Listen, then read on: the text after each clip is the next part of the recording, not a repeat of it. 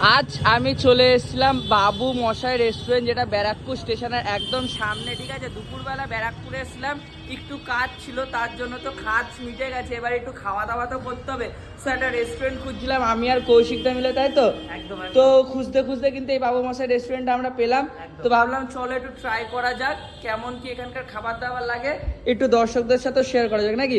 তো আমরা কিন্তু এখান থেকে অর্ডার করেছিলাম, যেমনটা দেখতে পাচ্ছ, এগ চাউমিন, যেটা কিন্তু অলরেডি চলে এসছে, একদম গরম গরম ধোঁয়া বেরোচ্ছে।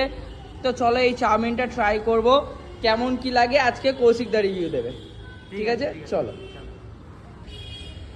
তো খাও কৌশিকদা, চলো খাওয়া যাক। চলো খাওয়া যাক। ও সত্যি সত্যি বলবা কিরকম কি মনে হচ্ছে? দারুণ, যেমন খাই তেমনই অ্যাভারেজ। আচ্ছা, ঠিকঠাক। এগ চাউমিন যেটা দাম ছিল 70 টাকা, ঠিক আছে। একদম একদম। কেমন তোমার পার্সোনাল লাগছে? পার্সোনাল দেখো, কোয়ালিটি হিসেবে কোয়ান্টিটিটা অনেকই আছে, তাই তো? এরা একজন কেন, দুজনে খেতে পারবে। দুজনে খেতে পারবে, তাই না? তো চলো, আমিও তো আছি, তুমিও আছো, একসাথেই খাবো।